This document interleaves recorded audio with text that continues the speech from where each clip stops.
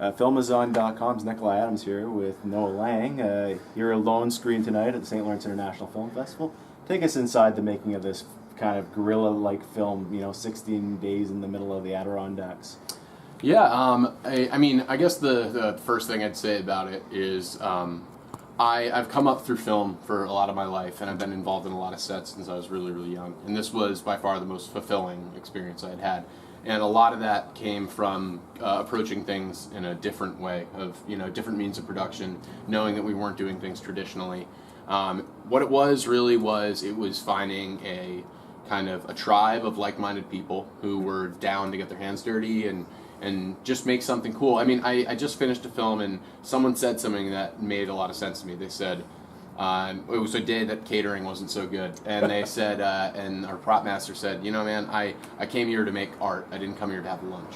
And that's, I think, a good kind of mentality in terms of talking about Here Alone. We all went upstate to make art and we wanted to make a genre film that transcends genre. That could speak to audiences at the IFC Center or Angelica or New York, Seattle, but also San Antonio and Albuquerque, wherever. We wanted to make something that was enjoyable, emotionally fulfilling, and that had a physical production acumen to it that represented what we felt was in keeping with the standards that we have for ourselves and that we hold for our audiences. So, I mean, in a nutshell, it was a grueling, sweaty, bloody, messy experience, but it was a really, really good one.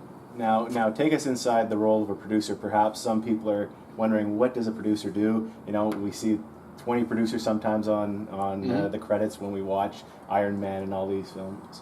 Tell us what your role is in the production of a film. So I think it varies, but by and large, I'd say the biggest thing is quality control. So you sign up to produce something knowing fully well that you don't get the kind of glory that a director gets, right, or that the writer gets. But what you do represent is you represent a sort of ambassadorship to the film. You represent representing the interests of the other people involved and the overall presentation of the film. So the way that I approach producing is that it starts at a very early stage, which is, you like a script, but it doesn't. I haven't read the thing yet where I've gone, I have no notes. There's nothing that can make this better. Let's go shoot. So there's creative development, and then there is the soft prep and packaging part of it, which is finding the right people. I like to say that there's the right person for the job, and that doesn't always mean that you're going to have the most experienced VFX person in the world, but you might have the right person at the right time for it. It might be a young kid who someone says, hey, doesn't have the kind of experience that a Toby Sells does, who's one of the main guys in The Walking Dead, or Jim Ojala in LA, but he knows his way around and he's hungry, he's the right person for this movie. And we had this wonderful VFX person, Lisa Forst, on our film, who was in the same place, who was able to bring that to it. So I think it's recognizing talent, it's bringing those people aboard, and then there's structuring the finance, the papering of the film, which is, in order to put a film out onto iTunes and onto all these places where you can consume, you need to do a lot of papering for it to legally take place. Whether it's chain of title, which is proving that you own the film, that you own the underlying rights to it, to all of the deal memos with everybody. So it's a lot of that boring clerical stuff. And then paperwork. Yep. And then day to day with a movie like this, I had 3 different jobs, Dave had 3 different jobs, and Rod had 3 different jobs. I was the second AD, the UPM, and the producer. Dave was the line producer, the writer, and also just a producer. And Rod was the director, producer, and editor. So we held a lot of different kind of hands. So in a circumstance like this, we were fortunate in that we had sort of like a power trio being able to group tackle things. But I think in a macro scale, what producing is helping deliver what's on the page onto the screen in the form that the director intended and that everybody mutually agreed to make. Now you were also involved in casting, right? Yes. Yeah. Now, how did that go? Because again, that's probably not your typical role as a producer. But what a wonderful cast this film has, and take us through that a little bit. We were really fortunate. I mean, I started my career at a company called Cinetic Media. It's a very beloved and well-known sales agent in the independent film space, having sold movies like Precious and Little Miss Sunshine, Bowling for Columbine, lots of films. And they had a management division, so I started on a desk there for managers. So I knew I knew enough about the mechanics of attaching talent to things, and I had a network. And Rod, the director and the producer with me on Here Alone, he had some connections at agencies, and Dave knew some people. And the other thing is that we had enough of a track record between the three of us that it was like, these are not just like some yahoos. So what we ended up being able to do was, I was able to go to the people that I knew at agencies and say, we have this film, and we did what casting directors do, which is you give your breakdowns of the character roles, who they are, their age, their temperament, what they're like, to try and get some submissions for names. We had people that we wanted to chase, but with a film of this size, we had to be very targeted. We didn't have a lot of time. So we were fortunate in that the representatives for our three main actors, and then the fourth, Shane West, his people were great, and they were that came through our sales agent, funnily enough. But what we really just did was, we when we made offers, we made the best possible offers and said, this is best and final. We don't want to debate about this. This is the most we can give, and we want this person. And we got the people that we wanted as a result. So that's nice. Being transparent. Yes, I think being transparent. Right? It's like if we had a lot of money, and I think there would have been more room for like kind of gerrymandering and being a bit more, a little bit more clandestine about things. We just had no reason for that. It was just, let's make a deal and let's go make the movie. Yeah. So a little bit of guerrilla filmmaking. Yeah, I mean the whole thing was like that, and and it was fun. Like no one saw us coming, going to make a movie in Corning, New York, with great, wonderful actors that are recognizable, but that we, I guess no one knew that what we were doing was happening. So and now you're here, Tribeca Audience Award-winning film, and the word is spreading. Somehow, yeah. We don't totally. I mean, I obviously am very proud of the film, but it was very, very cool to get that sort of recognition. Without a doubt, that's always exciting. Yeah. Now let's go to your film influence. Some of the films that you've fallen in love with over the years, or maybe influenced you to get into this business.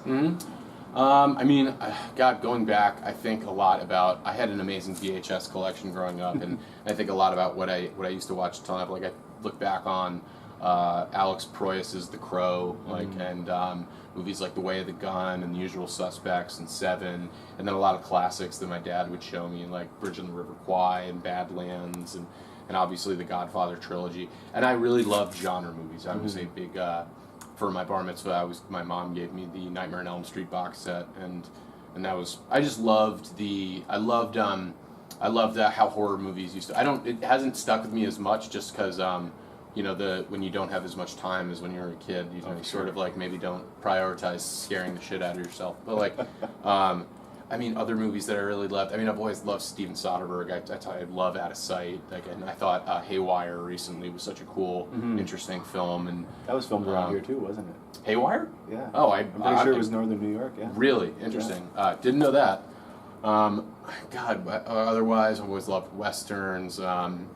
And so do you go back to the John Wayne, or are you more? I did once upon a time. It's been a long time, but like my father was in Tombstone, and I love Tombstone. I just have a lot of fond memories of that.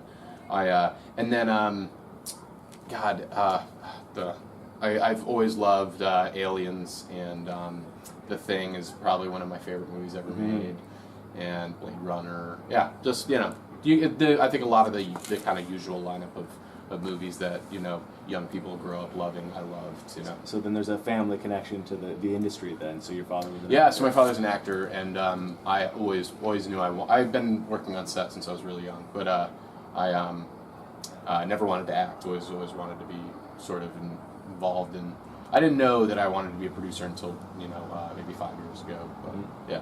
Now, is there one film then that stands out? Is there one that's your favorite that beats all those other great films that you just listed that probably people are saying, "Wow, those are amazing"? Yeah, I really love a animated film from the '70s called Wizards by a wonderful animator and filmmaker named Ralph Bakshi, who made Fritz the Cat. He made Lord of the Rings. He made Lord of the Rings. He made Lord of the Rings. he made an amazing movie called Coonskin. It's also it has an alternate title called Street Fight that was notoriously controversial and was boycotted by Al Sharpton. But he made a movie called Wizards in the 70s, and it's a very psychedelic, very kind of amazing movie, and it's an amazing intersection of studio filmmaking and avant-garde filmmaking, as well as sort of a scrappy mentality in that they knew that they didn't have enough money to make the movie that they planned to, but instead of being like, well, then let's not do it, it was like, all right, well, how do we do it? Mm-hmm. So there's what the premise of the film is totally cool. It's that in hundreds and hundreds of years in the future, humankind has annihilated themselves, and there's these mutants, and they're kind of orcs and ogres and types. And then there's two wizards are born. It's sort of a Cain and Abel story, mm-hmm. and one discovers all of this Nazi propaganda, and he starts using that to rally up all the kind of the dark forces, mm-hmm. and the good wizard Avatar has to sort of set out on this quest to get the elves and all the good-hearted creatures together.